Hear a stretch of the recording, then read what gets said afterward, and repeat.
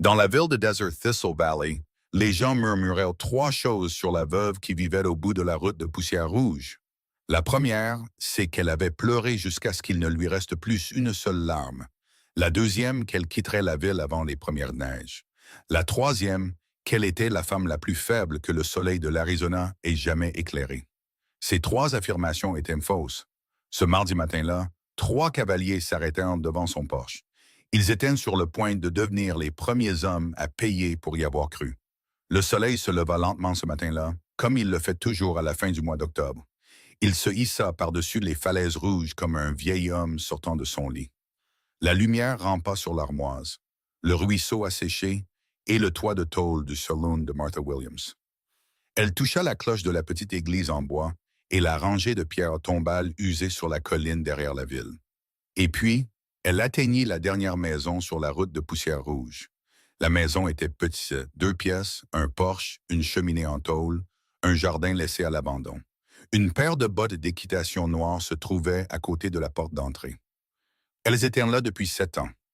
Le cuir était devenu gris à cause de la poussière. Personne ne les déplaçait. Personne n'en parlait. Derrière la maison, au bord du jardin, une femme creusait une tombe. Elle maniait la pelle avec un rythme régulier, ni rapide, ni lent. Le genre de rythme qu'une personne apprend quand elle a déjà creusé des tombes auparavant. Ses cheveux avaient la couleur du blé après un été sec, tirés en arrière et attachés bas sur la nuque. Ses mains étaient instables. Son visage était calme. Elle avait 42 ans et s'appelait Ruth Calloway. Le chien était couché à côté du trou qu'elle creusait. Un grand et vieux berger, le museau grisonnant, les yeux fermés, la langue inerte. Il s'était appelé Buck. Il était mort dans la nuit, tranquillement sur le tapis à côté de son lit. Ruth l'avait sorti elle-même aux premières lueurs du jour. Elle n'avait pas pleuré. Elle avait simplement pris la pelle. Un garçon observait depuis le bord du jardin. Il s'appelait Jimmy Foster et il avait 12 ans. Il avait une mèche rebelle qui se dressait toujours, quoi que sa mère puisse faire. Il avait des taches de rousseur, comme si on lui avait jeté une poignée de terre au visage. Il observait depuis près de 10 minutes.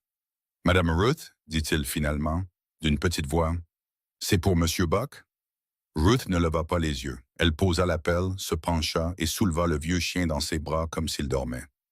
Elle le déposa doucement dans la tombe. Elle lui redressa l'oreille comme il aimait. Puis elle se releva et reprit la pelle. « Oui, Jimmy, dit-elle, c'est pour Monsieur Buck. Je suis désolé, madame. Il a eu une belle et longue vie. » Jimmy s'approcha un peu plus. « Madame Ruth, vous voulez que je vous aide? » Ruth s'arrêta. Elle regarda le garçon. Elle le regarda longuement, de la manière dont une femme regarde quelque chose qu'elle ne s'est pas autorisée à regarder depuis un moment. Et puis, le coin de sa bouche bougea très légèrement. Pas tout à fait un sourire. Quelque chose de plus ancien qu'un sourire. Tu peux dire un mot pour lui si tu en connais un. Jimmy réfléchit longuement. Il retira sa casquette. Il essaya de se souvenir de ce que le prêtre avait dit à l'enterrement de son grand-père. Il n'y parvint pas, alors il dit simplement ce qu'il ressentait.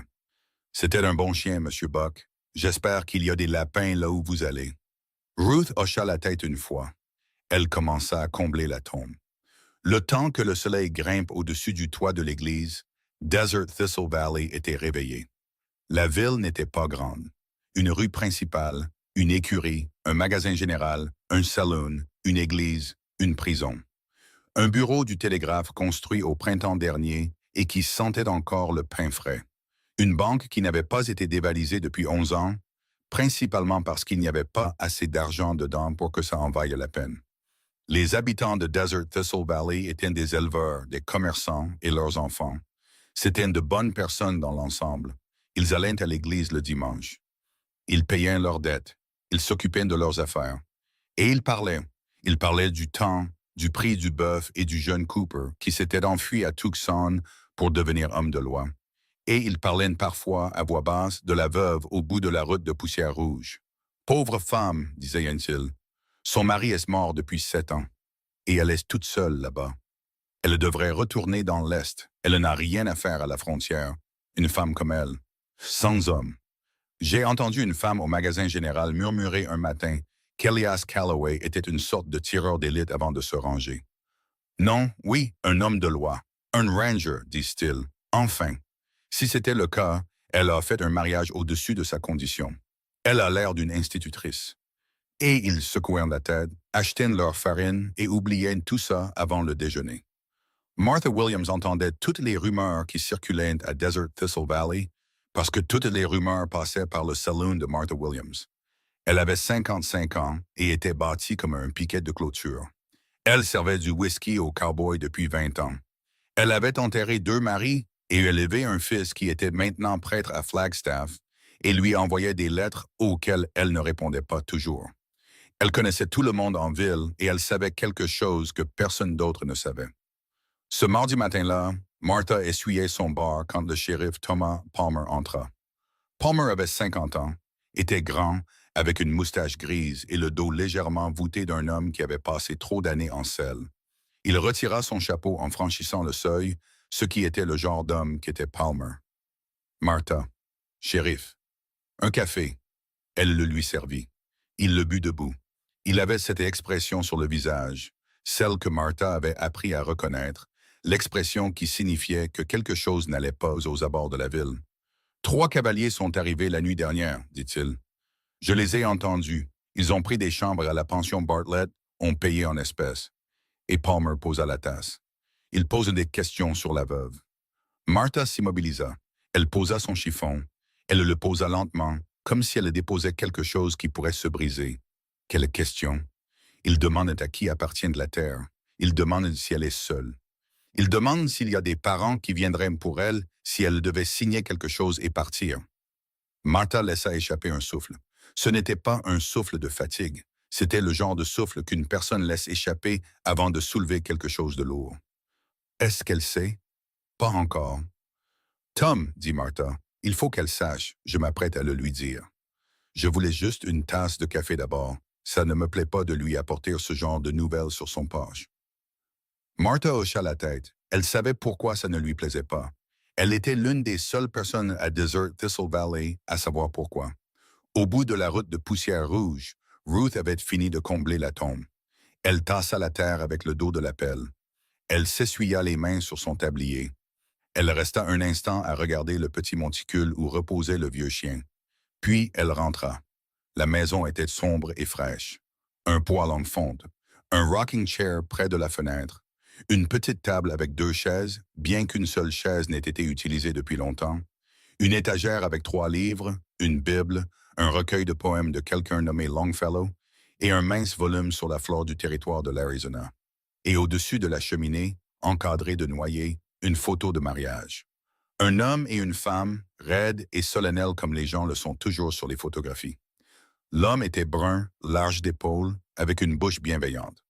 La femme à ses côtés était plus jeune alors, plus douce, ses yeux regardant légèrement sur le côté comme si elle avait aperçu quelque chose d'intéressant au loin.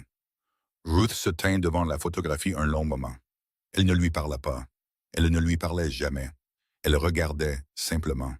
Puis elle alla à l'étagère et prit la Bible. C'était une vieille Bible usée, le cuir craquelé, les pages douces à force d'être tournées.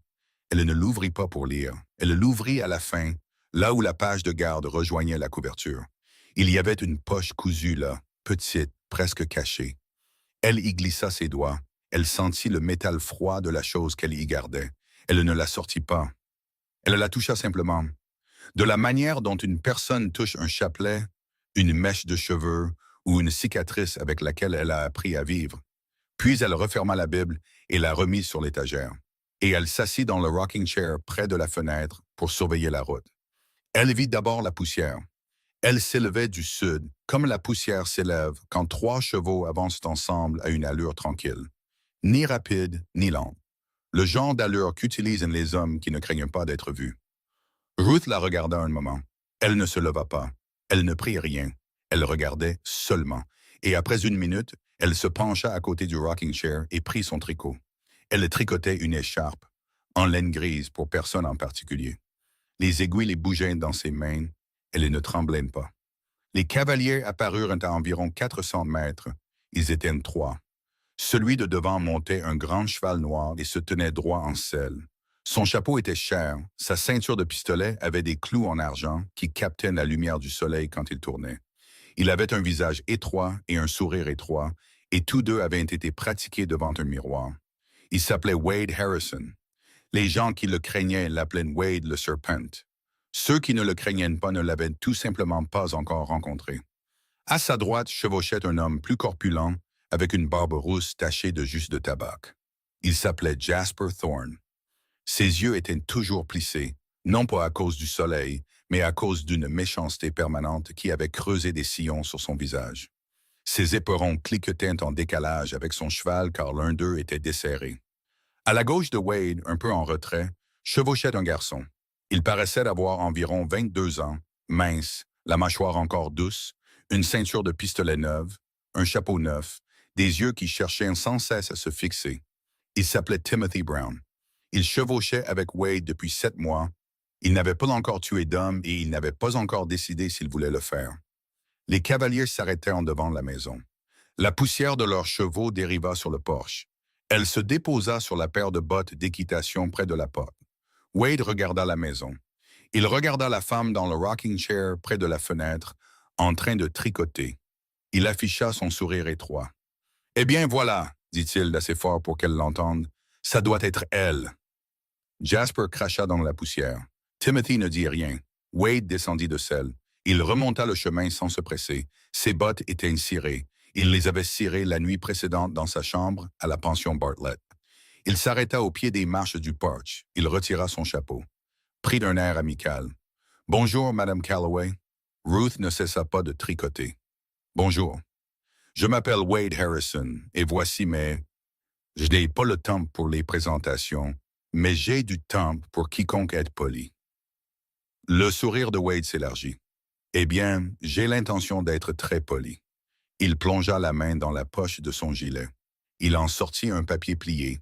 Il le déplia lentement pour qu'elle puisse voir qu'il n'y avait rien de suspect. Il le brandit. « Ceci, dit-il, est un acte de vente, rédigé en bonne et due forme, notarié à Tucson. J'ai un monsieur là-bas qui s'intéresse à cette parcelle de terrain. Il est prêt à payer un prix juste, plus que juste, une somme qui mettrait une veuve très à l'aise dans l'Est ou n'importe où elle voudrait aller. » Ruth leva enfin les yeux de son tricot. Ses yeux étaient gris, ni gris pâle, ni gris foncé. Le genre de gris qu'on voit dans le ciel juste avant d'un orage qui n'a pas encore décidé de ce qu'il va faire. « La terre n'est pas à vendre, dit-elle. » Le sourire de Wade ne bougea pas. « Madame, avec tout le respect que je vous dois, vous n'avez pas entendu le montant. Je n'ai pas besoin de l'entendre.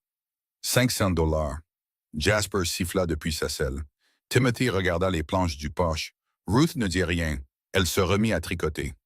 Wade resta là un instant, le papier à la main. C'était un homme qui n'aimait pas être congédié. Poliment. Il n'aimait surtout pas être congédié par une femme dans un rocking chair qui ne lui avait même pas offert un verre d'eau. Son sourire resta sur son visage, mais il changea en dessous, de la même manière que la glace change juste avant de se fissurer. « Madame Calloway, dit-il doucement, je ne pense pas que vous compreniez. Cette offre, c'est une gentillesse. Le monsieur que je représente, il ne fait pas toujours des offres. Parfois, il prend juste ce qu'il veut. Mais il a du respect pour les veuves. Il m'a dit, « Wade, va là-bas, sois poli et donne à cette femme un prix juste pour un lopin de terre qu'elle n'exploite même plus. » C'est généreux. Vous êtes d'accord avec moi que c'est généreux? Ruth continua de tricoter. « La terre n'est pas à vendre. » La mâchoire de Wade se crispa. Jasper approcha son cheval un peu plus. Il laissa sa main reposer sur la crosse de son pistolet, sans le dégainer, juste la posant pour qu'elle la voie. Elle ne regarda pas sa main. « Peut-être, dit Wade, que vous aimeriez y réfléchir. Peut-être que vous aimeriez prendre quelques jours. Les gens, quand ils réfléchissent à quelque chose, finissent généralement par trouver la réponse sensée. J'y ai déjà réfléchi. » Quand? Il y a 7 ans. Il y eut un silence sur le porche. Wade ne comprit pas ce qu'elle voulait dire. Jasper ne comprit pas. Timothy ne comprit pas non plus. Mais quelque chose se noua dans son estomac car il pouvait entendre le poids dans sa voix, même s'il ne pouvait pas le nommer. Wade se ressaisit. Il se pencha, plaçant le papier plié sur la marche supérieure de son porche. Il posa une petite pierre dessus pour que le vent ne l'emporte pas. « Je laisse ça ici, dit-il, au cas où vous changeriez d'avis. » « Je ne changerai pas d'avis. 3 jours, Madame Calloway. » Il se redressa. Il remit son chapeau. 3 jours, c'est tout le temps que le monsieur peut accorder. Après 3 jours, je reviens, et je ne suis pas toujours aussi poli la deuxième fois que la première. Il toucha le bord de son chapeau. Passez une agréable après-midi. Les 3 hommes firent demi-tour. Ils remontèrent la route de Poussière Rouge à la même allure tranquille qu'à l'aller. La poussière s'éleva derrière eux et dériva. Une partie se déposa sur le papier plié sur la marche supérieure. Une partie se déposa sur les bottes d'équitation près de la porte. Ruth continua de tricoter. Elle tricota pendant 1 minute, peut-être 2. Les aiguilles bougeant régulièrement. Clic, clic, clic. Puis elle s'arrêta. Elle posa le tricot sur ses genoux. Elle regarda le papier sur la marche du porche, et pendant un instant, un tout petit instant, quelque chose vacilla derrière ses yeux gris. Pas de la peur, pas de la colère. Quelque chose de plus ancien que les deux. Quelque chose qui attendait depuis 7 ans d'être rappelé. Elle se leva. Elle se dirigea vers la marche du porche. Elle se pencha. Elle ramassa le papier. Elle ne le lut pas. Elle le plia encore plus petit. Elle retourna dans la maison. Elle prit la Bible sur l'étagère. Elle l'ouvrit à la fin, à la poche cachée derrière la page de garde. Elle y glissa le papier plié. Ses doigts effleurèrent pour la deuxième fois ce matin-là le métal froid de la chose qu'elle y gardait. Cette fois, elle la sortit. C'était une étoile à 5 branches, en argent terni. La gravure était usée, mais encore lisible pour quiconque savait regarder. Ruth A. Calloway, Ranger de l'Arizona, 1868. Elle la tint dans la paume de sa main.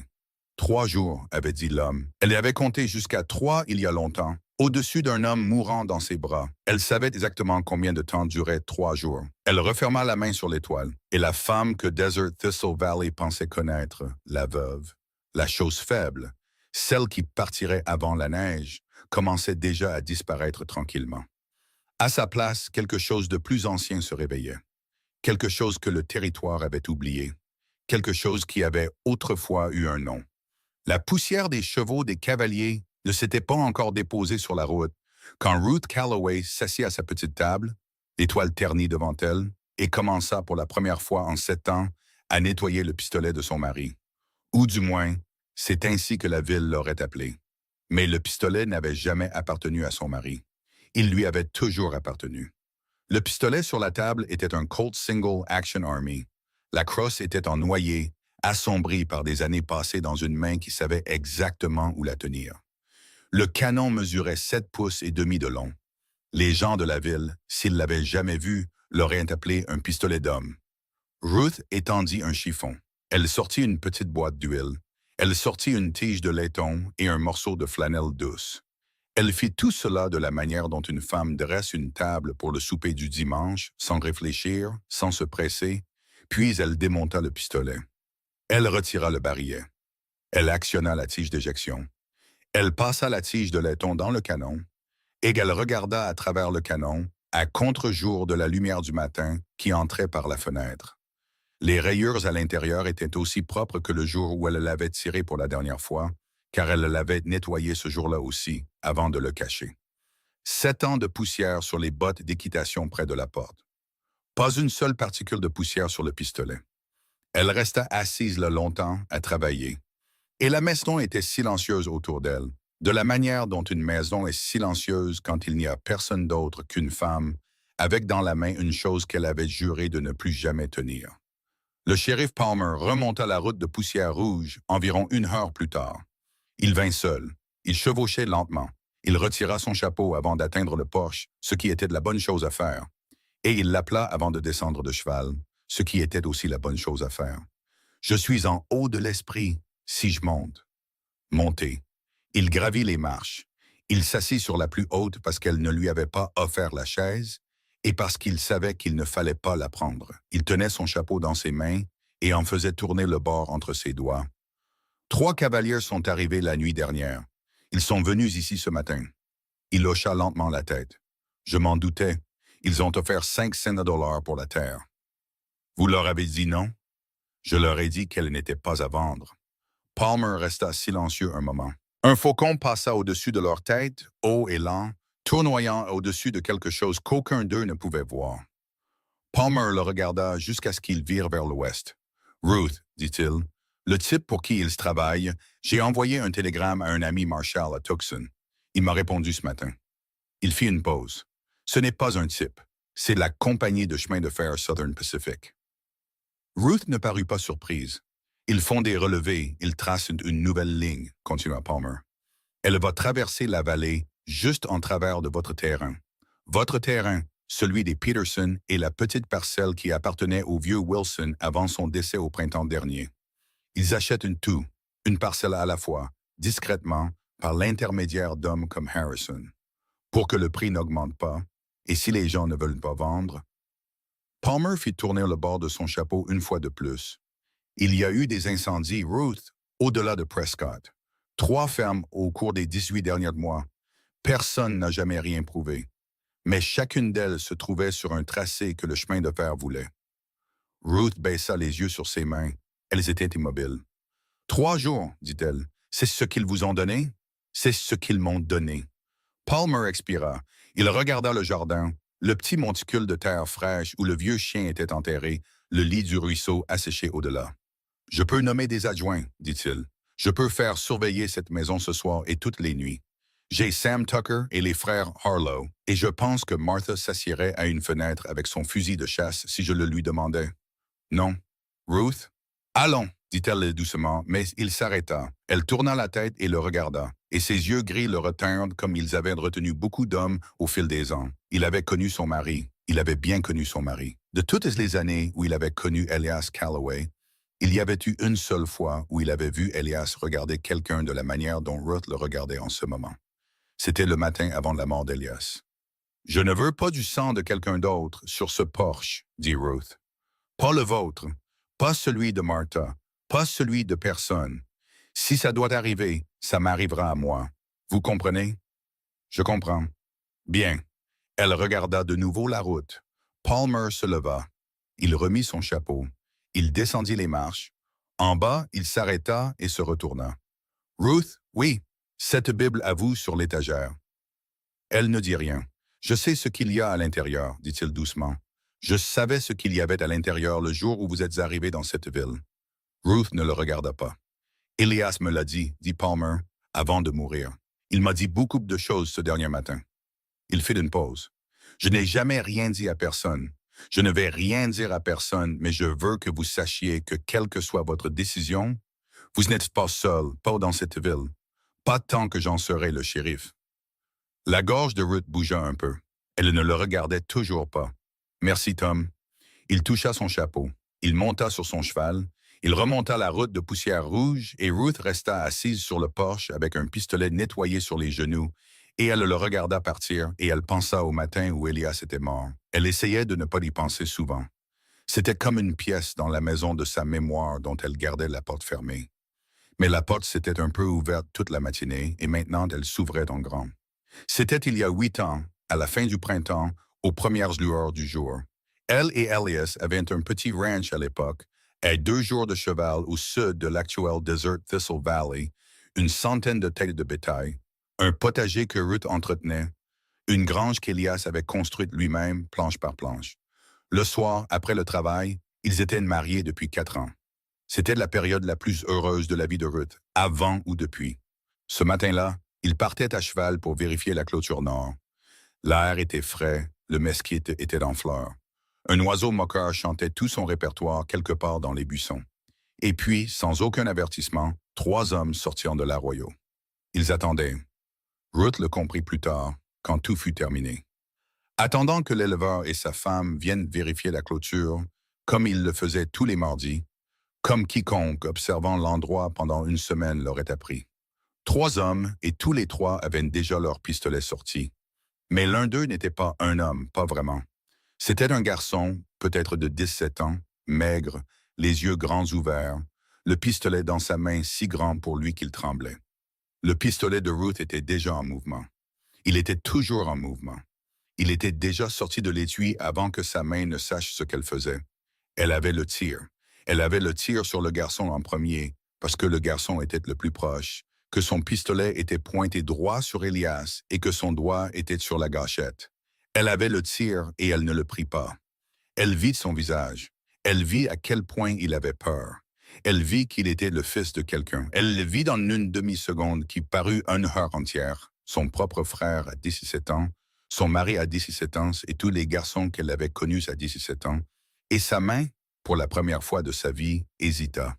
Une demi-seconde. C'est tout ce qu'il a fallu. Le garçon tira.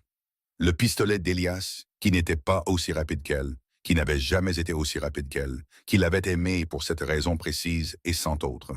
Elias se jeta de côté sur sa selle pour placer son corps entre la balle et sa femme. La balle le toucha à la poitrine. Ruth n'en tua aucun. Elle les blessa tous les trois, aux mains, aux épaules, à la cuisse du garçon, et ils s'enfuirent. Ils s'enfuirent en saignant, laissant une piste qu'elle aurait pu suivre si elle l'avait voulu. Elle ne le voulait pas. Elle descendit de son cheval. Elle rampa jusqu'à Elias. Il respirait encore. Elle le tint dans la poussière d'une route qu'ils avaient parcourue ensemble 1 000 de fois. Il la regarda. Sa bouche était pleine de sang. Ses yeux étaient clairs. « Ruth, dit-il, je suis là. Ne quoi? Ne le reprends pas. » Elle ne comprit pas pendant une seconde. Puis elle comprit. Le pistolet. Il voulait dire le pistolet. « Promette-le-moi. » « Je ne peux pas, Elias. » Sa main trouva son poignet. Sa prise était très faible. « Promette-le. Laisse-moi. Laisse-moi être le dernier pour qui tu es eu à tirer. » Elle ne pouvait pas parler. « Promette-le. » « Je le promets. » Comme si quelque chose avait été réglé, comme un homme signant la dernière ligne d'une longue lettre. « Bonne fille, murmura-t-il, puis il s'en alla. De retour sur le porche 7 ans plus tard, Ruth constata qu'elle avait fermé les yeux. Elle les ouvrit. Le soleil avait bougé. L'ombre du poteau du porche avait traversé ses genoux. Elle se leva. Elle rentra. Elle posa le pistolet sur la table de la cuisine. Elle ne le remit pas dans la Bible, pas encore. Puis elle sortit vers la tombe derrière la maison, la fraîche où reposait le vieux chien. Elle alla à l'autre tombe, celle sous le genévrier tordu, celle qui n'était pas exactement une tombe car il n'y avait pas de corps dedans. Elias était enterré à 2 jours de cheval au sud, sur une terre qui appartenait à quelqu'un d'autre, au moment où Ruth fut assez bien pour penser à l'endroit où il devait reposer. Mais elle lui avait fait une place ici quand même, une pierre plate, un cercle de galets, un cactus rouge qu'elle avait déterré, transporté sur 40 miles et planté de sa propre main. Elle s'assit dans la poussière à côté. « Elias, dit-elle. » Le vent fit bouger la fleur du cactus. Rien d'autre ne répondit. « Je l'ai tenu, dit-elle. 7 ans, je l'ai tenu. » Elle ne pleura pas. La rumeur en ville sur ses larmes était fausse dans le détail, mais juste et en général. Elle avait épuisé tout ce qu'elle avait pour pleurer il y a bien longtemps. Je ne pense pas que je pourrais la tenir 3 jours de plus. Le vent fit de nouveau bouger la fleur. « Je suis désolée, dit-elle. Et puis elle se leva, car il restait encore des heures de jour et beaucoup de choses à faire avant la tombée de la nuit. Jimmy Foster vit les 3 cavaliers descendre la rue principale cet après-midi-là, et il courut. Il courut droit au saloon de Martha, parce que le saloon de Martha était l'endroit où vivaient les nouvelles à Desert Thistle Valley. Il monta sur le trottoir en bois, passa les portes battantes et dérapa jusqu'à s'arrêter devant Martha, qui empilait des verres derrière le bar. « Madame Martha, garçon, tu sais bien qu'il ne faut pas entrer en courant ici. » Madame Martha, ils sont de retour. Elle s'immobilisa. « Qui? » Les 3 types, celui avec l'argent sur sa ceinture. Ils sont allés chez Madame Ruth ce matin et maintenant ils reviennent à Tonville. Ils viennent d'attacher leurs chevaux à la pension Bartlett. Martha posa le verre qu'elle tenait. Elle le posa lentement. Elle regarda par-delà Jimmy, par la fenêtre de devant, et vit les 3 chevaux à la barre d'attache plus bas dans la rue. « Jimmy, dit-elle. « Oui? Rentre chez toi. Rentre directement chez toi. Dis à ta mère ce que tu as vu et dis-lui de te garder à l'intérieur ce soir. Mais, pas demain, pas demain, va-t'en. » Il partit. Martha sortit de derrière le bar. Elle traversa la pièce. Elle verrouilla la porte arrière. Puis elle revint, se pencha sous le bar et en sortit un fusil de chasse à double canon qui avait appartenu à son 2e mari, et elle le posa sur une étagère derrière elle, à portée de main. Elle se versa un petit verre de whisky. Elle ne le but pas. Elle le regarda simplement. Et elle pensa à cet après-midi, il y a 12 ans, où une femme était entrée pour la première fois dans son salon. Mince, un homme 2 pas derrière elle, la main sur son coude comme s'il n'était pas sûr qu'elle continuerait à marcher s'il la lâchait. Tous deux fraîchement arrivés de quelque part qu'il ne voulait pas nommer. La femme avait demandé un bol de ragoût dans un coin tranquille. Martha lui avait donné les deux.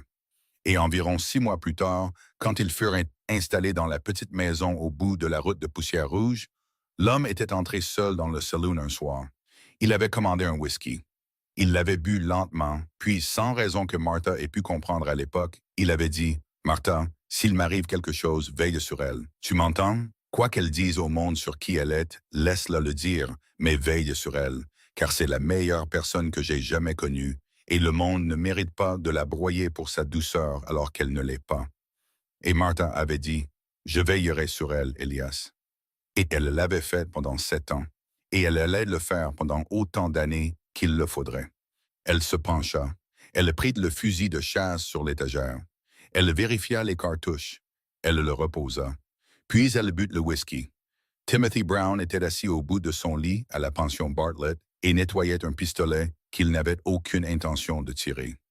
En bas, Wade et Jasper étaient dans le salon. Wade avait acheté une bouteille de rye à Madame Bartlett et lui et Jasper y étaient déjà, riant trop fort, planifiant quelque chose. Timothy ne voulait pas entendre ce qu'il planifiait. Il avait rejoint Wade il y a 7 mois devant un comptoir commercial au Nouveau-Mexique parce que sa mère était morte depuis 1 an et que son père avait été un homme méchant qu'il avait fui à 16 ans, Moussad, et parce que Wade lui avait payé un souper et lui avait raconté des histoires sur la façon dont un homme pouvait se faire sa place dans le monde s'il était prêt à être dur. Timothy avait voulu être dur. Il découvrait dernièrement qu'il n'était pas très doué pour ça. Il avait observé la femme sur le porche ce matin-là. Il avait observé son visage pendant que Wade faisait son numéro, le sourire, le papier, le montant. Il avait observé ses mains sur le tricot. Les aiguilles ne s'étaient pas arrêtées, pas une seule fois. Peu même quand Wade avait posé la pierre des 3 jours sur la marche. Timothy avait connu des femmes dans sa vie, sa mère, ses 2 sœurs, la fille dont il était amoureux chez lui avant que tout ne s'effondre. Il n'avait jamais vu une femme comme celle sur le porche. Elle n'avait pas eu peur. Elle n'avait même pas été en colère. Elle était, simplement. Il n'avait pas le mot pour ça. C'était un garçon à qui on n'avait pas donné beaucoup de mots. Prête, pensa-t-il finalement. Elle avait l'air prête. Prête à quoi? Il ne le savait pas, et c'était la partie qui lui donnait mal au ventre. On frappa à sa porte. C'est ouvert. Wade passa la tête. Il souriait de son sourire étroit. « Gamin, descends, on a des plans à faire. Oui, prends ton manteau, il va faire frais ce soir. » Oui, Wade fit une pause. Il regarda Timothy un instant de trop. « Tu vas bien? »« Je vais bien. »« Tu as la frousse ou quoi? »« Non, Wade. »« Bien, parce qu'on n'a pas de place sur ce coup pour un gamin qui a la frousse. » Le sourire ne bougea pas, mais les yeux allèrent ailleurs. « Tu me comprends, Timothy? »« Je comprends. »« Bon garçon. » Wade ferma la porte. Timothy resta assis sur le lit avec le pistolet déchargé sur les genoux, et il pensa à la femme qui tricotait. Le soir tomba lentement sur Desert Thistle Valley ce jour-là. Le soleil glissa derrière les falaises rouges. La lumière devint dorée, puis orange, puis ce rouge profond que les mineurs appelaient parfois le sang du prospecteur. Les ombres des bâtiments s'allongèrent sur la rue principale. Dans sa maison au bout de la route, Ruth Calloway alluma une seule lampe et s'assit à sa table de cuisine. Elle huila le pistolet une fois de plus, bien qu'il n'en ait pas eu besoin. Elle le chargea, elle le posa sur la table. À côté, elle posa l'étoile ternie. À côté de cela, elle posa un petit carré de papier plié qu'elle avait pris d'un tiroir qu'elle n'avait pas ouvert depuis longtemps. Elle ne le déplia pas. Elle posa seulement sa main dessus une fois, de la manière dont une personne pose sa main sur une porte, qu'elle n'est pas sûre d'ouvrir. Puis elle souffla la lampe.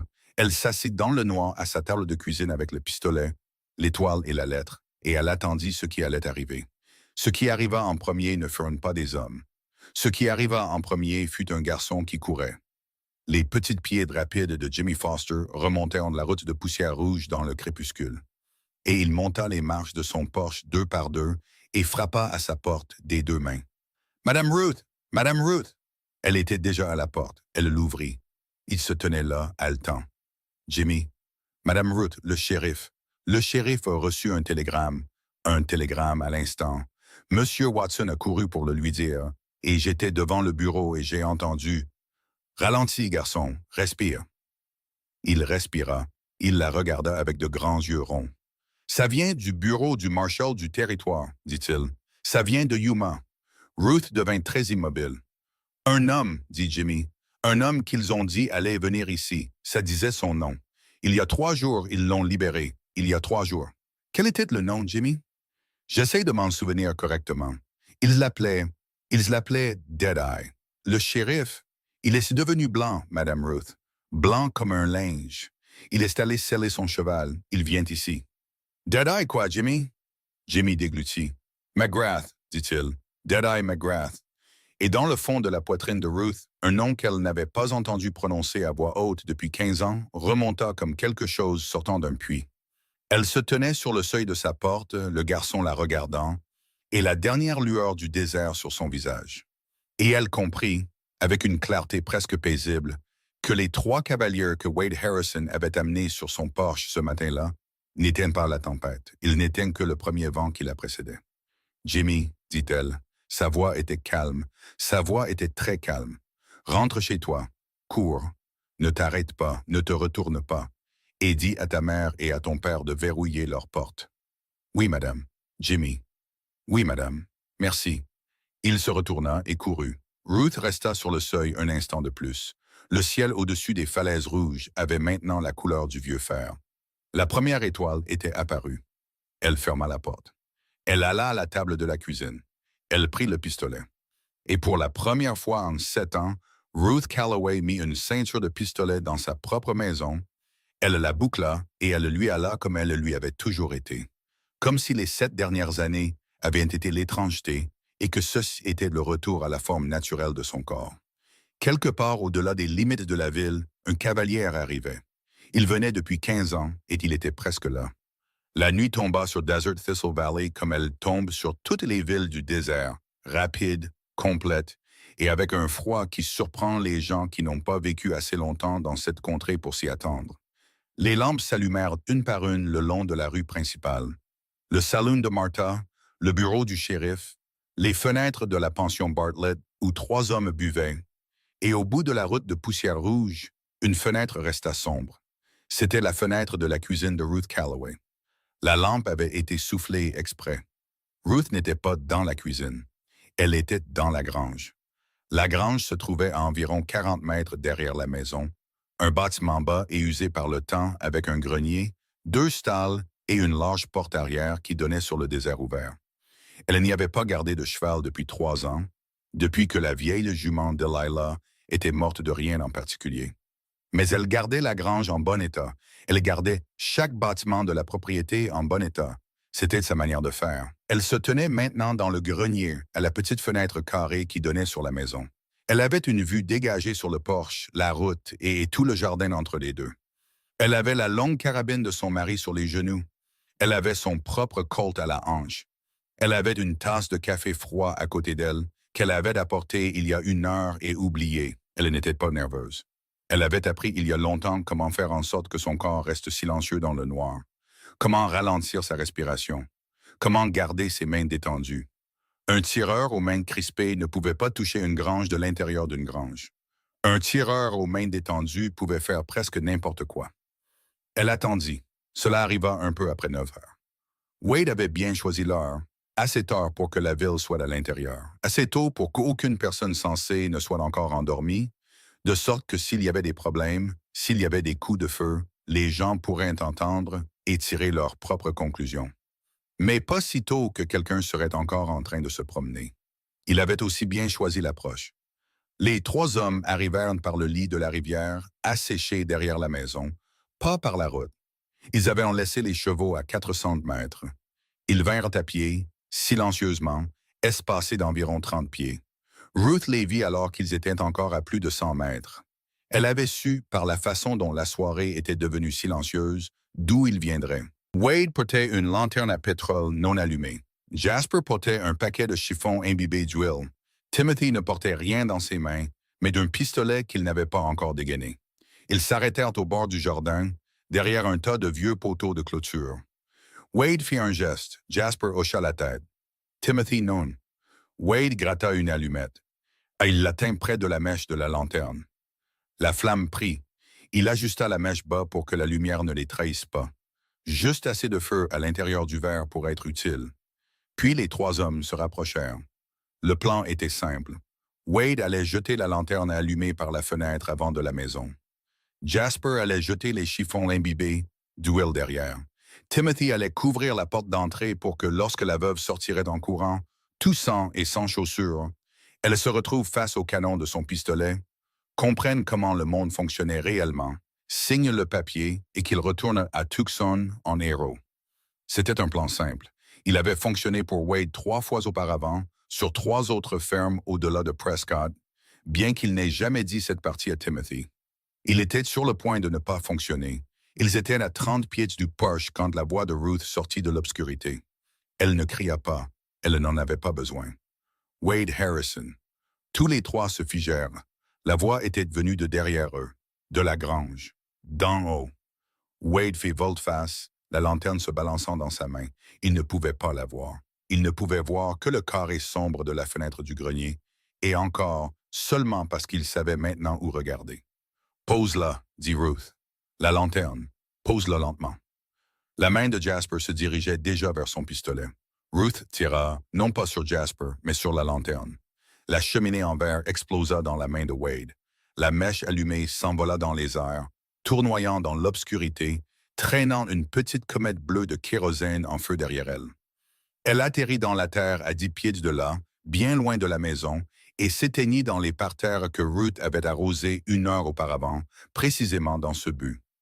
Wade était au sol avant de savoir qu'il était tombé. Il s'était jeté à terre parce que chaque partie de lui avait été enseignée par des années d'hommes durs dans un pays dur à tomber au premier coup de feu. Jasper avait son pistolet à moitié sorti. Le deuxième coup de feu de Ruth le lui arracha des mains. Le pistolet vola dans les buissons. Jasper jura, se tenant les doigts engourdis. Son troisième coup de feu ne vint pas, parce que Timothy Brown n'avait pas dégainé. Il se tenait figé dans le jardin, le pistolet toujours à sa ceinture, les mains le long du corps, les yeux écarquillés dans la faible lumière de la lune, regardant la fenêtre du grenier de la grange. Ruth ne lui tira pas dessus. Elle attendit. 3 battements de cœur. Il ne toucha pas à son arme.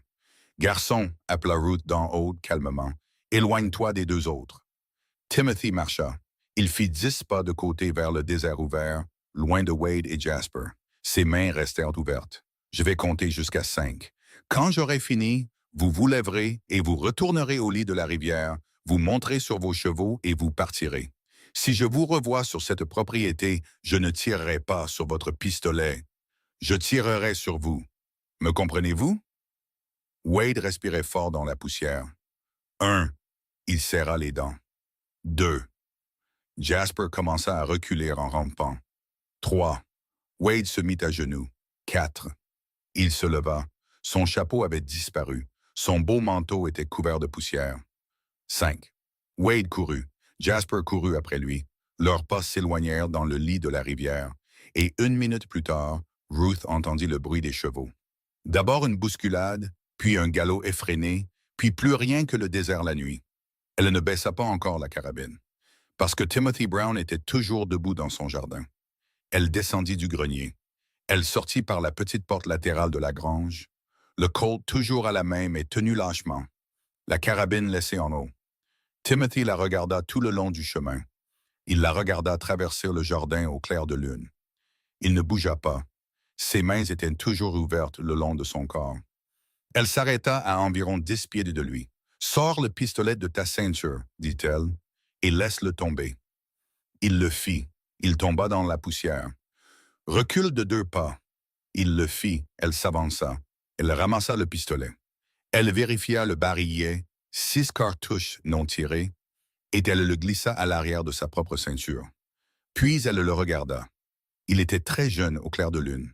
Son visage n'était pas encore celui de l'homme qu'il deviendrait. C'était encore le visage du garçon qu'il avait été. « Pourquoi n'as-tu pas dégainé ?» dit-elle. La bouche de Timothy s'agita. Il essaya de répondre et ne put pas. Il essaya de nouveau. « Je ne sais pas, madame. »« Si tu le sais. » Il regarda le sol. « Ma mère, dit-il. Ma mère me regardait parfois, de la façon dont vous me regardiez ce matin depuis le porche. Ruth resta silencieuse. Elle est morte depuis 3 ans. Je suis désolé pour votre perte, mon garçon. Je ne savais même pas que je me souvenais encore de son visage, murmura Timothy. Ruth resta là un moment de plus. Le vent du désert agitait ses cheveux. Au loin, un coyote appela, et un autre répondit. « Comment t'appelles-tu? » dit-elle. « Timothy. Timothy Brown. Timothy Brown. Tu vas retourner en ville à pied ce soir, Timothy. Tu vas aller au bureau du shérif. Tu vas réveiller le shérif et tu vas lui dire exactement ce qui s'est passé ici. D'accord? Tu vas lui parler de Wade et de Jasper et des 2 fermes à Prescott dont ils t'ont parlé. N'oublie rien. Oui, madame. Si tu fais ça, le shérif Palmer te gardera dans une cellule cette nuit pour ta propre sécurité. Demain matin, toi et moi aurons une conversation. Oui, madame. Elle fit une pause. Timothy. Oui, madame? Un homme bon a dit un jour à une femme mourante qu'il ne jugerait pas son fils sur la pire chose que son fils avait faite. C'était une promesse difficile à faire et encore plus difficile à tenir. Je te dis ça parce que parfois dans la vie, on nous offre une porte. Ce soir, on t'a offert une porte. Tu l'as franchie. N'ose pas faire demi-tour. Timothy Brown, 22 ans, se tenait dans le jardin d'une femme qu'il était venu voler et il se mit à pleurer silencieusement. Il n'essuya pas ses yeux. Il hocha simplement la tête. Puis il se retourna et descendit la route de Poussière Rouge vers la ville. Un garçon sans cheval et sans pistolet, et pour la première fois depuis longtemps, sans la chose qui l'avait tiré dans la mauvaise direction. Ruth le regarda partir jusqu'à ce qu'il soit hors de vue. Puis elle se tint seule dans le jardin sous les étoiles froides, et elle laissa échapper une longue et lente respiration. Elle n'avait tué personne, elle n'en avait pas eu besoin, mais elle avait rompu sa promesse. Il avait murmuré quelque chose alors qu'il se tenait figé dans son jardin. Elle l'avait à peine entendu, elle n'était pas sûre qu'il ait voulu le dire, seulement que c'était sorti de lui au moment où elle avait appelé son nom. Il avait murmuré « Seigneur Dieu, la colombe ». Les nouvelles vont vite dans une petite ville. Les nouvelles vont encore plus vite dans une petite ville où il s'est passé quelque chose dont personne n'a l'histoire complète. Quelque chose. Le lendemain matin, au lever du soleil, Desert Thistle Valley avait une douzaine de versions de ce qui s'était passé à la maison de la veuve la nuit précédente. Certains disaient qu'elle avait tué 2 hommes. D'autres qu'il n'y avait eu aucun coup de feu. D'autres que les 3 cavaliers n'avaient jamais existé. D'autres encore disaient que le shérif avait un garçon enfermé dans sa cellule qui pleurait et disait quelque chose à propos de la colombe et ne s'arrêtait pas. La vérité, comme la vérité le fait habituellement, resta tranquillement au milieu de tout cela et laissa les gens se disputer. Ruth Calloway ne vint pas en ville ce matin-là. Elle s'assit sur son porche, tricota et attendit. Elle n'attendit pas longtemps. Un peu après 10 heures, un cavalier apparut sur la route. Ce n'était pas le shérif. Ce n'était pas Martha. Ce n'était pas un homme du tout. C'était une femme sur une jument baie, montant en Amazone comme les femmes le faisaient dans les villes, vêtue d'un manteau de voyage vert foncé et d'un petit chapeau qui avait clairement été choisi pour son côté pratique, mais qui était aussi juste à la limite de la mode. Elle arrêta son cheval aux marches du porche. « Madame Calloway? » Ruth leva les yeux de son tricot. « Oui. Je m'appelle Abigail Hart. J'écris pour le Santa Fe Sentinel. » Elle avait peut-être 28 ans. Elle avait les cheveux foncés relevés sous le chapeau, des yeux bruns très stables et de l'encre sur les 2 premiers doigts de sa main droite. « Je sais que vous n'avez pas demandé de visite ce matin, dit Mademoiselle Hart. Je sais que vous avez eu une longue nuit. Je suis venu de loin pour vous parler, et je partirai au moment où vous me le direz. Mais je vous serais reconnaissante si je pouvais m'asseoir 10 minutes. » Ruth la regarda un long moment, puis elle désigna du menton la 2e chaise sur le porche, celle qui était restée vide pendant 7 ans. Abigail Hart descendit de son cheval. Elle attacha la jument à la rampe du porche. Elle monta les marches en faisant attention de ne pas marcher sur les bottes d'équitation près de la porte. Elle s'assit. « Merci. » Ruth retourna à son tricot. Abigail sortit un petit carnet en cuir. Elle le tint, mais ne l'ouvrit pas. « Je cherche une femme depuis 5 ans, dit-elle. Une femme dont je n'ai jamais été certaine qu'elle était réelle. Une femme sur laquelle il existe 4 articles de journaux, 3 transcriptions de procès et une chanson chantée dans un saloon à Bisbee dont personne ne s'accorde sur les paroles. On l'appelait la Colombe de l'Arizona. Elle était ranger entre 1866 et 1871. Elle a démantelé seule un gang appelé les Clayton pendant l'hiver de 69. Elle a désarmé un marshal fédéral nommé Victor McGrath lors d'une fusillade à Tombstone au printemps de 71, et au lieu de le tuer, ce qu'elle aurait pu faire, ce que tous les témoins s'accordent à dire qu'elle aurait pu faire, elle lui a tiré dans les deux mains, pour qu'il ne puisse plus jamais tenir une arme. Elle a témoigné contre lui à son procès. Elle portait son insigne à la barre des témoins. Après le verdict, elle est sortie de la salle d'audience et a disparu. Personne ne l'a revue depuis. La plupart des gens pensent qu'elle est morte. Abigail fit une pause. Madame Calloway, je ne suis pas venu ici pour écrire une histoire qui vous nomme. Les aiguilles à tricoter de Ruth ne s'arrêtèrent pas. Je suis venu ici parce qu'il y a une génération de filles qui grandissent dans ce territoire et à qui on dit qu'une femme peut être deux choses, une épouse ou une... Et j'essaie, avec le temps et l'encre que j'ai, de leur dire qu'il y a toujours eu une troisième chose, et une quatrième, et une centième. Je ne mettrai pas votre nom sur le papier. Je vous demande la permission de mettre une ombre sur le papier, une silhouette. Je ne dessinerai pas son visage, mais je veux que les enfants sachent qu'elle a existé. Ruth resta silencieuse un long moment. Les aiguilles bougeaient. Clic, clic, clic.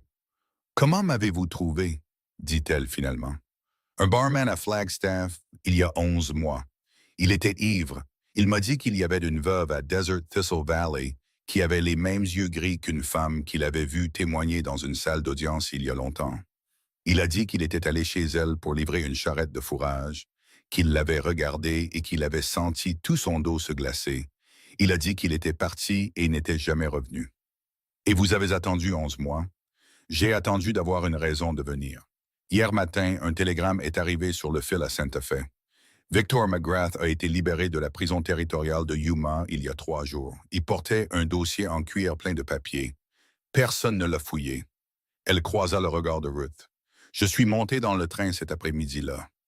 Ruth posa son tricot. Elle ne le posa pas avec colère, silencieusement.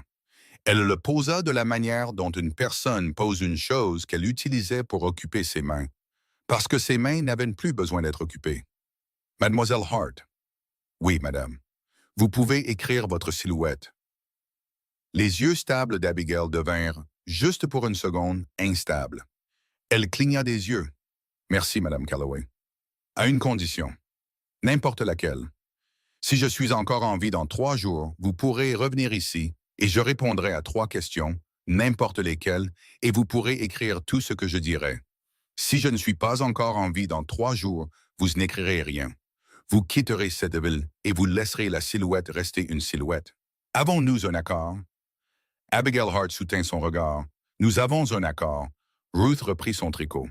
Bien, alors je vous serai reconnaissante de bien vouloir aller en ville et de dire à Martha Williams au saloon que j'ai dit que vous deviez avoir une chambre propre et un repas chaud.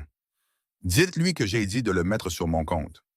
Abigail faillit sourire. Avez-vous un compte au saloon, Madame Calloway? Non, Martha comprendra. Abigail Hart s'éloigna sur la route. Ruth la regarda partir et un peu après que la journaliste fut hors de vue, un autre cavalier arriva. C'était Martha Williams elle-même, sur le dos d'une mule qu'elle avait empruntée à l'écurie, car Martha ne possédait pas de cheval. Elle descendit, elle monta les marches. Elle ne demanda pas si elle pouvait s'asseoir. Elle s'assit. Elle s'assit dans la même chaise qu'Abigail venait de quitter, la chaise qui était restée vide pendant 7 ans. « Ruth, Martha, nous devons avoir une conversation. »« Je sais. » Martha la regarda longuement. Ce n'était pas une femme qui pleurait. Elle n'avait pleuré à aucun des enterrements de ses maris. Elle ne pleura pas maintenant, mais ses yeux devinrent très doux, de la manière dont une chose dure ne devient douce qu'avec les gens qu'elle connaît depuis longtemps. « Il y a un garçon en prison, » dit Martha. « Il est arrivé la nuit dernière. Il est assis sur un banc dans le bureau du shérif depuis ce matin, et il répète sans cesse 2 mots, la colombe. Il se les dit à lui-même, Ruth. Il les dit comme une prière qu'il vient d'apprendre. » Ruth ne dit rien. Tom Palmers est venu à mon saloon à 7 heures ce matin. Il m'a demandé de venir ici parce qu'il a dit qu'il y avait des choses que vous et moi devions nous dire, des choses qu'aucun shérif n'avait à entendre. Ruth posa son tricot. Martha. Ruth, 7 ans, je l'ai tenu 7 ans parce qu'il me l'a demandé. parce que tu le voulais. Je sais. Mais la nuit dernière, tu as tiré un coup de feu dans ma ville, et ce matin, une journaliste de Santa Fe est à mon bar en train de demander si c'est vrai ce qu'on dit d'une femme qu'on appelait autrefois la Colombe. Et McGrath est quelque part entre ici et Yuma, et il ne vient pas ici pour Elias. Il vient ici pour toi, parce que d'une manière ou d'une autre, il a découvert. Ruth resta silencieuse. Alors dis-moi, dit Martha doucement, si tu vas encore laisser cette ville enterrer le mauvais nom sur ta tombe. Ruth se leva. Elle ne répondit pas. Elle entra dans la maison. Martha la suivit. Ruth alla à l'étagère. Elle prit de la Bible. Elle la porta à la table de la cuisine. Elle l'ouvrit à la fin. Elle glissa ses doigts dans la poche derrière la page de garde. Elle sortit l'étoile ternie. Elle la posa sur la table entre elles. Martha la regarda un long moment. Elle le savait depuis 7 ans qu'elle était dans la Bible.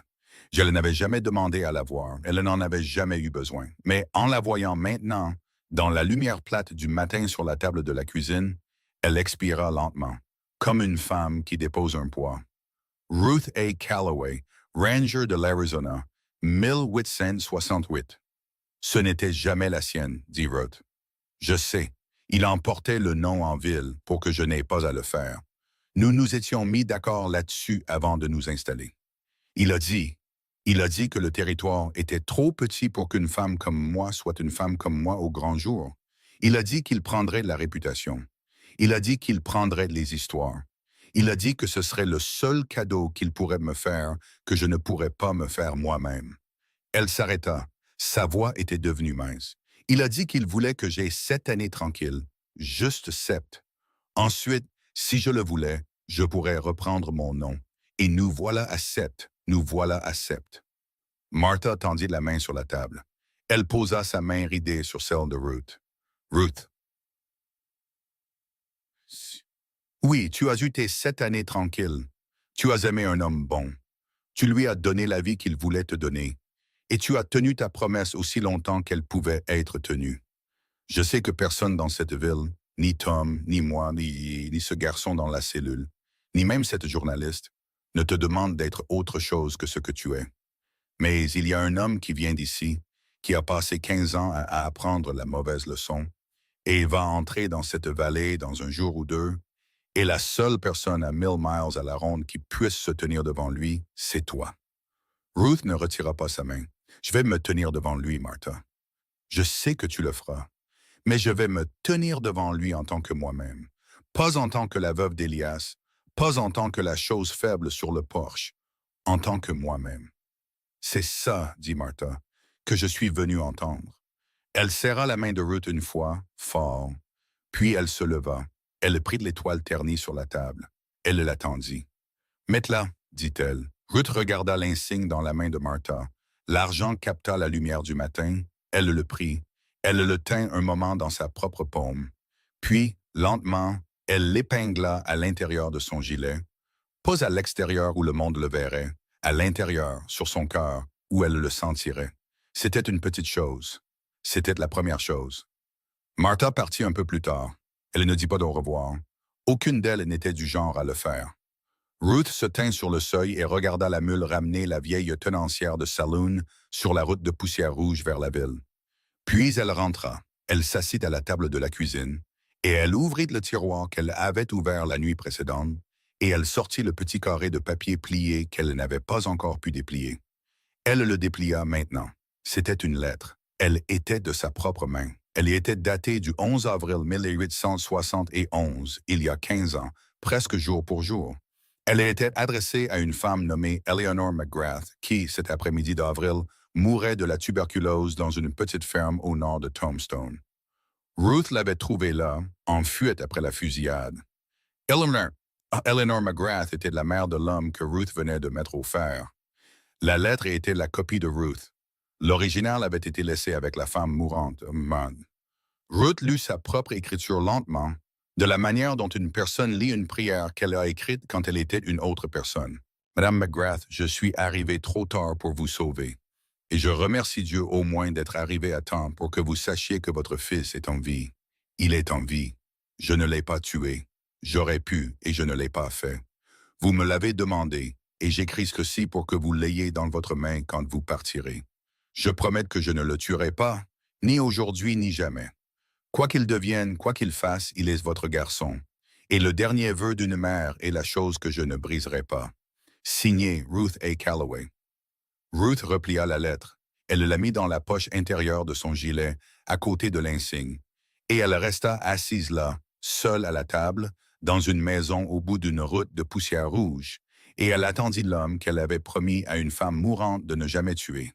Il arriva le lendemain matin, pas à l'aube, pas à midi, à l'heure étrange et silencieuse juste avant le milieu de la matinée, quand le soleil était déjà haut mais que la ville n'avait pas encore commencé sa journée. Un cavalier seul apparut sur la route du sud. Il montait un cheval gris fer.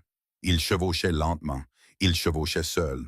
Jimmy Foster le vit le premier, du toit du magasin général où le garçon s'était autoproclamé sentinelle. Jimmy ne courut pas cette fois.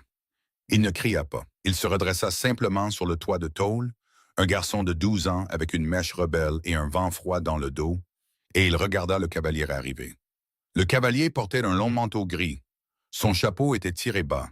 Ses deux mains sur les rênes étaient tordues en des formes qui n'étaient pas qu'une main est censée avoir. Le cavalier remonta la rue principale au pas. Il arrêta son cheval au milieu de la route, juste en face du saloon de Martha. Il resta en selle un long moment, regardant la rue vers la route de poussière rouge, vers la dernière maison au bout. Puis il parla. Sa voix n'était pas forte, mais dans le silence matinal de Desert Thistle Valley, chaque personne derrière chaque rideau l'entendit. Il le dit de la manière dont un homme dit un mot qu'il a gardé pendant 15 ans. Ruth. Le mot resta en suspens dans l'air au-dessus de la rue principale pendant un long moment. Personne ne bougea à l'intérieur du saloon de Martha. Personne ne bougea derrière les rideaux de la pension Bartlett. Puis, derrière les barreaux de fer de la cellule du shérif, un garçon nommé Timothy Brown ferma les yeux et joignit les mains comme sa mère lui avait appris à le faire il y a longtemps, à une table qu'elle dressait pour des soupers qui n'avaient plus lieu. Thomas Palmer se tenait sur le seuil de son bureau. Sa main n'était pas sur son pistolet. Il avait décidé, en rentrant du porche de Ruth la veille, que sa main ne serait pas sur son pistolet aujourd'hui, car ce n'était pas un jour pour son pistolet. Martha Williams se tenait derrière son bar avec un fusil de chasse sur une étagère basse et sa main à plat sur le bois à côté, poste dessus. Abigail Hart se tenait à la fenêtre de l'étage du saloon de Martha. Son cornet de cuir ouvert sur le rebord devant elle, son crayon bougeant sans qu'elle le regarde. Jimmy Foster se tenait sur le toit de tôle du magasin et ne descendit pas. Et au bout de la route de poussière rouge, la porte de la petite maison s'ouvrit. Ruth Calloway sortit. Elle descendit lentement les marches du porche, et elle n'était pas habillée pour une fusillade. Elle était habillée comme elle s'habillait tous les matins, une chemise de travail bleu foncé, une longue jupe grise, des bottes usées au talon, ses cheveux épinglés, bas sur la nuque. Par-dessus tout, un gilet boutonné. À l'intérieur du gilet, à plat contre son cœur, une étoile d'argent ternie et une lettre pliée vieille de 15 ans. À sa hanche, le Colt. Elle remonta la route de poussière rouge vers la ville. Elle ne marchait pas vite, elle ne marchait pas lentement. Elle marchait de la manière dont une personne marche qui se dirige vers ce moment depuis longtemps et ne voit aucune raison de changer de pas maintenant qu'il est arrivé. Ses mains se balançaient librement à ses côtés. Elles ne tremblaient pas. McGrath resta sur son cheval gris fer au milieu de la rue principale et la regarda venir. Il avait 58 ans. Ses cheveux sous le chapeau gris avaient la couleur du vieux fer, et son visage avait l'expression d'un homme qui a été seul avec une seule pensée pendant si longtemps que la pensée s'est devenue la forme de son visage. Ses yeux étaient pâles et plats. Ses mains reposaient sur le pommeau de la selle. Toutes deux étaient déformées. La main droite était recroquevillée sur elle-même. Les doigts bloqués à des angles étranges. Le pouce trop haut. La gauche était pire. Deux des doigts avaient guéri en pointant dans la mauvaise direction, et tout le dos de la main avait une cicatrice pâle là où un chirurgien de Yuma avait un jour essayé, sans succès, de réparer ce qu'une balle de Ranger avait fait. Il avait réappris à tirer quand même. Tout le monde dans le territoire en avait entendu parler, comment il s'était assis dans sa cellule pendant une décennie et avait appris à ses mains abîmées à tenir de nouvelles manières. Comment il s'était entraîné avec des pierres, des bâtons, tout ce qu'il pouvait prendre en main, comment il était sorti de prison moins bon tireur qu'avant, mais toujours meilleur que presque n'importe quel homme en vie. Ruth arriva. Elle remonta la rue principale jusqu'à s'arrêter à environ 30 pieds de son cheval. Elle s'arrêta. Elle ne parla pas. Pendant un long moment, aucun d'eux ne parla. Le vent souffla. Quelque part, un volet mal fermé tapa contre un mur. Quelque part plus loin, un coq qui avait oublié l'heure chanta une fois, puis se tut. McGrath parla enfin. Ruth Ashcroft Calloway. Victor. Ils m'ont dit à Yuma que tu étais morte. Ils ont dit ça à beaucoup de gens. Ils le voulaient, ton mari. Mon mari. La main abîmée de McGrath bougea sur le pommeau de la selle, pas vers son pistolet, juste un mouvement, un ajustement. 15 ans, dit-il. Pendant 14 d'entre eux, j'ai cru que c'était lui. J'ai cru que c'était ton Elias qui m'avait brisé les mains à Tombstone. J'ai cru que c'était lui le célèbre. J'ai cru que j'allais sortir de Yuma et le retrouver. Et le jour où j'ai rampé hors de cette porte, ils m'ont donné une boîte avec les affaires de ma mère. Ruth ne dit rien. Elle est morte 2 ans après le début de ma peine. Je ne le savais pas. Ils ont gardé la boîte. Ils ont dit que le directeur avait oublié. Le directeur n'a pas oublié. Le directeur était un homme bon et il pensait qu'une lettre d'une mère morte était une chose qui devait attendre qu'un homme ait assez de lumière dans les yeux pour la lire. Sa bouche abîmée esquissa quelque chose qui était presque un sourire. Il y avait une lettre dans la boîte. Elle était de ta main, Ruth Calloway, pas de la sienne. Ruth ne dit rien. Tu as écrit à ma mère dans le dernier mois de sa vie. Tu lui as dit que tu lui avais promis de ne pas me tuer. Tu as dit que tu tiendrais cette promesse. Je l'ai tenue. Tu l'as tenue. Le vent souffla de nouveau. J'ai passé l'année suivante, Ruth, à essayer de comprendre quel genre de femme fait ça. Une femme qui me tire une balle dans chaque main dans une rue de Tombstone. Une femme qui entre dans une salle d'audience et témoigne contre moi si clairement que le juge en pleure. Une femme qui chevauche ensuite 2 jours jusqu'au lit de mort de la mère de l'homme qu'elle vient de détruire, lui tient la main et lui donne cette lettre. J'ai essayé de comprendre. Je n'ai pas pu. Je ne peux toujours pas. Tu n'as pas à comprendre, Victor. Je crois que si. Il descendit de cheval. Il le fit lentement. Il n'était plus un jeune homme. Ses mains abîmées rendaient la descente maladroite. Il garda sa main gauche sur la selle plus longtemps que nécessaire. Puis il se tint au milieu de la rue principale, face à elle. Son manteau était ouvert. À l'intérieur du manteau, à sa hanche, se trouvait un pistolet. C'était une pièce sur mesure. Un Colt à long canon avec le pontet découpé et la crosse remodelée pour s'adapter à une main qui ne correspondait plus au poignet normal. Il avait été fabriqué, Ruth le savait, par un armurier du territoire de l'Arizona qui devait une faveur à McGrath d'avant Yuma. McGrath posa sa main droite abîmée sur la crosse de ce pistolet. « Je suis venu ici, dit-il, pour savoir quelle était la vérité. La femme qui m'a tiré dans les mains ou la femme qui a écrit à ma mère. Parce qu'elles ne peuvent pas être la même femme, Ruth. L'une est une tueuse qui s'est arrêtée à la pitié parce qu'elle n'avait plus de balles. L'autre est une sainte qui est entrée dans la chambre d'une mourante et a fait une promesse qu'aucune sainte ne devrait avoir à faire. J'ai besoin de savoir laquelle tu es. » La main de Ruth n'était pas sur son pistolet. Sa main était à son côté. « Victor, dit-elle, je ne suis aucune de ces femmes. Je suis une femme qui est très douée dans son travail. Je suis une femme qui était mariée à un homme que j'aimais. Je suis veuve depuis 7 ans. J'ai 42 ans, je suis fatiguée, je suis debout dans la rue de ma propre ville et je te demande aussi simplement que je sais le faire de partir. Monte sur ton cheval, va-t'en. Personne dans cette ville ne t'arrêtera. Personne dans cette ville ne veut de ton sang. Je ne veux pas de ton sang. Ta mère ne voulait pas de ton sang. Je ne peux pas. Pourquoi? Parce que si je quitte cette ville sans que tu me tires dessus ou que je te tire dessus, alors j'aurais passé 15 ans dans une cellule pour rien. J'aurais abîmé mes mains pour rien. Je serais un homme dont la seule vérité était le mot pitié. Et je déteste ce mot, Ruth. Je le déteste plus que je n'ai jamais détesté personne. Je ne peux pas le manger. Je ne peux pas construire dessus. Je ne peux pas l'utiliser pour avoir ne serait-ce qu'une bonne nuit de sommeil. Je suis venu ici pour que l'un de nous ait raison. Avoir raison sur quoi, Victor? Sur le fait que c'est une faiblesse. Et là, dans la rue de Desert Thistle Valley, avec le soleil qui montait, les volets qui claquaient et un garçon sur un toit de tôle qui regardait, Ruth Calloway comprit enfin, pleinement, pour la première fois, ce qui se tenait devant elle. Elle ne se tenait pas devant un ennemi. Elle se tenait devant un homme qui avait construit toute sa vie sur l'idée que la personne qui lui avait montré de la pitié l'avait fait par faiblesse, parce que l'alternative était trop douloureuse à accepter. Elle lui avait tiré une balle dans les mains à Tombstone.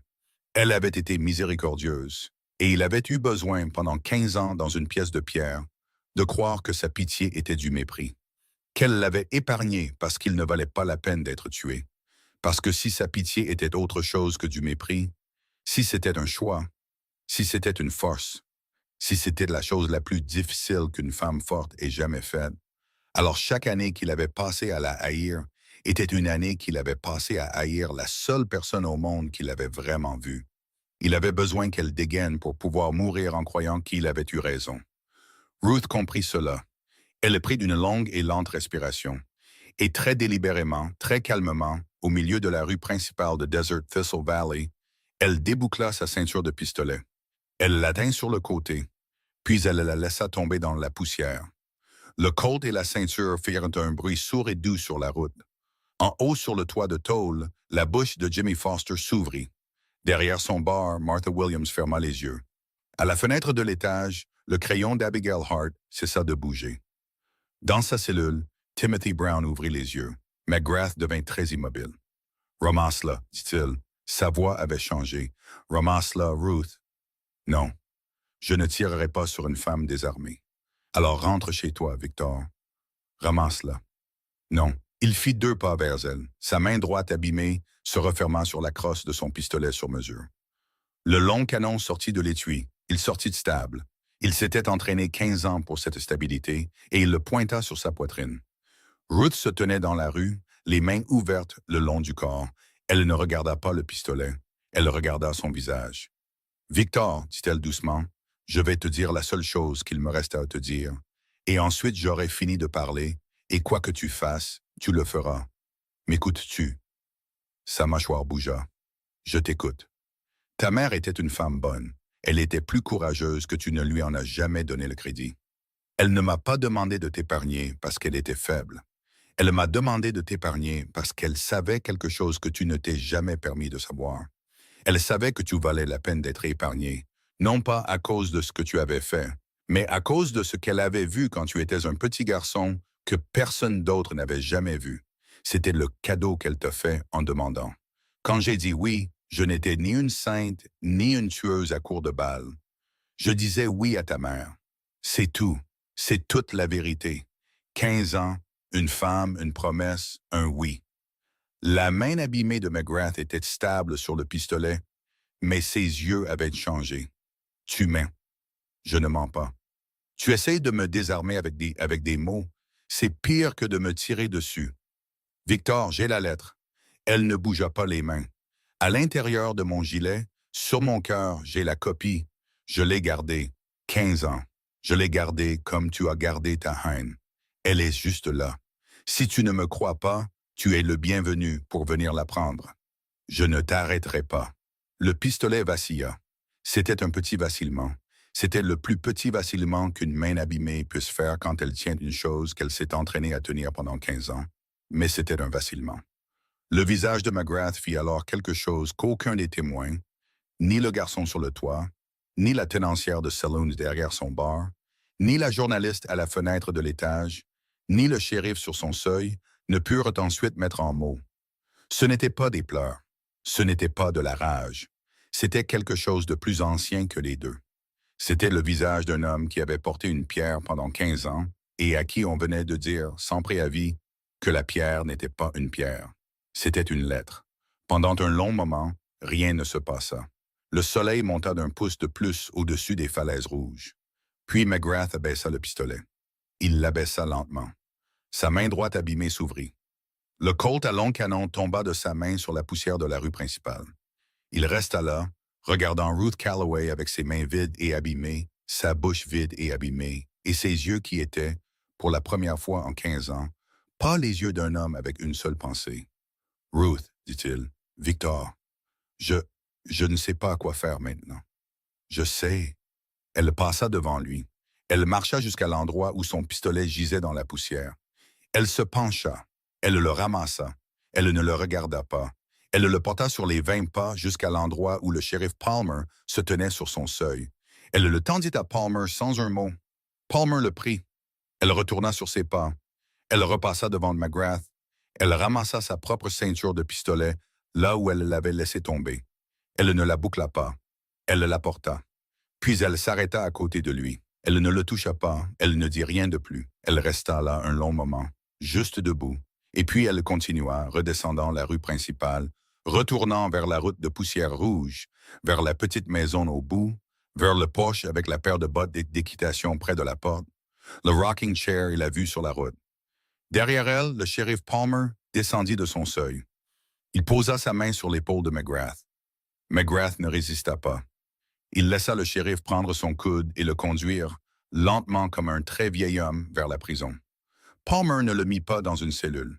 Il le mit sur le banc où Timothy était assis ce matin-là. Lui donna un verre d'eau. McGrath le but et resta assis là, une tasse dans ses mains abîmées, regardant le sol, et il ne bougea pas pendant longtemps. Ruth rentra chez elle. Elle parcourut toute la route de poussière rouge.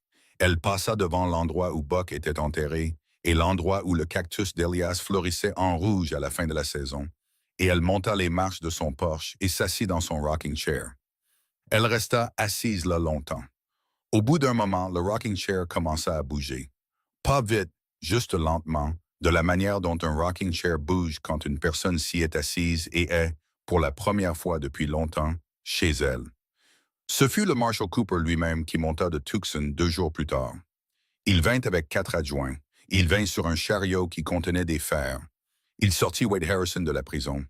Il prit Jasper Thorne, qui avait été arrêté par l'adjoint d'un shérif du comté voisin en essayant de traverser la frontière. Il prit les 4 hommes du chemin de fer qui avaient payé pour tout cela, dont les noms sortirent de la bouche de Wade une fois que Wade comprit que rien ne viendrait le sauver. Cooper prit aussi Victor McGrath. Mais les fers furent mis à Wade, et les fers furent mis à Jasper, et les fers restèrent dans le chariot pour McGrath. Cooper lui serra la main sur le perron de la prison, prudemment à cause des doigts abîmés, et il dit quelque chose à voix basse, et McGrath hocha la tête. Puis McGrath monta dans le chariot de son propre chef, s'assit et ne regarda pas la ville en arrière. Cooper passa devant le Porsche de Ruth en partant. Il retira son chapeau. Ruth était sur le Porsche. Elle retira sa main de son tricot et la leva une fois. Cooper continua sa route. Et Desert Thistle Valley, pour la première fois depuis près d'une semaine, n'avait sur sa rue principale que les affaires ordinaires d'une petite ville. Wade Harrison fut condamné à 20 ans à Yuma. Jasper Thorne en eut 15. Les 4 hommes du chemin de fer eurent des peines différentes dans des tribunaux différents, et leur compagnie déplaça discrètement la voie ferrée 2 vallées plus au nord, et Desert Thistle Valley resta Desert Thistle Valley. Timothy Brown fut libéré de la garde du shérif après 10 jours. Il ne quitta pas la ville. Il loua une petite chambre au-dessus de l'écurie. Il trouva un travail pour nourrir les chevaux.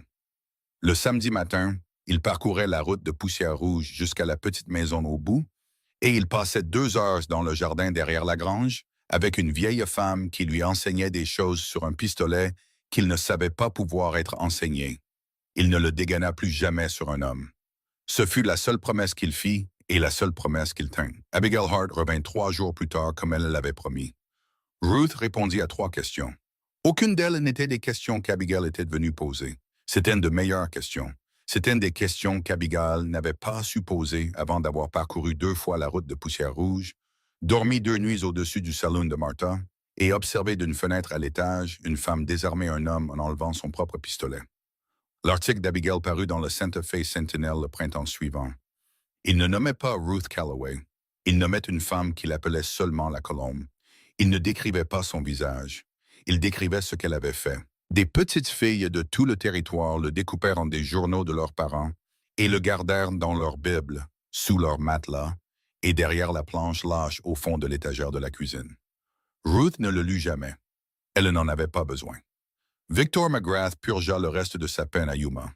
Il fut libéré 6 ans plus tard, un vieil homme. Il ne revint pas à Desert Thistle Valley. Il alla plutôt dans la petite ville où sa mère était enterrée. Il passa les dernières années de sa vie à entretenir le cimetière là-bas. Il écrivit une lettre la dernière année de sa vie et il l'écrivit à Ruth Calloway. La lettre était courte. Elle disait Vous aviez raison. Mère avait raison. Ce n'était pas de la faiblesse. Votre, Victor. Ruth la lut une fois, puis elle sortit derrière la maison, s'agenouilla à côté de la pierre plate sous le genévrier tordu, et elle glissa la lettre sous la pierre où le vent ne la prendrait pas. Elle ne parla pas. Le cactus rouge qu'Elias avait aimé fleurit cette année-là, comme il fleurissait chaque année pendant 3 courtes semaines à la fin d'avril. Les saisons vinrent et passèrent sur Desert Thistle Valley. Jimmy Foster grandit. Il ne devint ni homme de loi, ni hors-la-loi. Il devint instituteur dans une petite école à 2 villes de là, et il enseigna, entre autres, l'histoire du territoire de l'Arizona. Il l'enseigna avec douceur. Martha Williams garda le saloon encore 12 ans. Quand elle le vendit enfin, elle le vendit à une femme plus jeune de Flagstaff, et elle emménagea dans la petite maison au bout de la route de Poussière Rouge, et elle vécut les 4 dernières années de sa vie dans la chaise sur le poche qui avait été vide pendant 7 ans. Timothy Brown épousa une veuve à Prescott, éleva 2 beaux enfants et ne leur éleva jamais la voix. Il porta sur sa chaîne de montre, jusqu'à la fin de sa vie, une seule cartouche usée.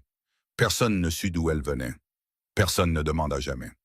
Le shérif Palmer servit encore 10 ans, puis il remit son insigne à un homme plus jeune et prit sa retraite dans une petite propriété en dehors de la ville où il élevait des abeilles.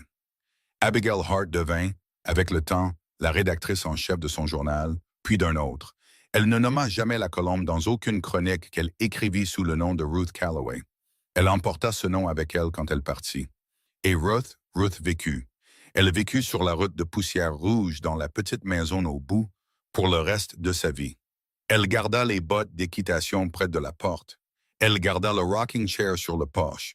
Elle garda la Bible sur l'étagère avec l'insigne à l'intérieur de la page de garde où il appartenait. À l'automne de sa 73e année, elle ne sortit pas sur le porche un matin. Martha la trouva encore dans sa chaise près de la fenêtre, avec une écharpe à moitié finie sur ses genoux, ses mains jointes dessus, son visage calme et ses yeux gris fermés. Ils l'enterrèrent derrière la maison. Ils l'enterrèrent à côté du genévrier tordu, de la pierre plate et du cactus rouge. Martha dit quelques mots. Timothy dit quelques mots.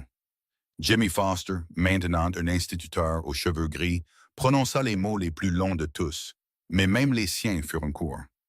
Personne ne mit de marqueur avec son titre complet sur la tombe. C'était ce qu'elle avait voulu. La pierre, quand elle arriva, disait seulement « Ruth Calloway, épouse, amie, bonne gâchette ». Et à Desert Thistle Valley, longtemps après qu'ils furent tous partis, les gens murmuraient encore 3 choses sur la veuve qui avait vécu au bout de la route de Poussière Rouge. La première, qu'elle avait pleuré jusqu'à ce que chaque larme de son corps ait disparu. La deuxième, qu'elle avait quitté la ville avant les premières neiges. La troisième, qu'elle avait été la femme la plus faible que le soleil de l'Arizona ait jamais éclairée.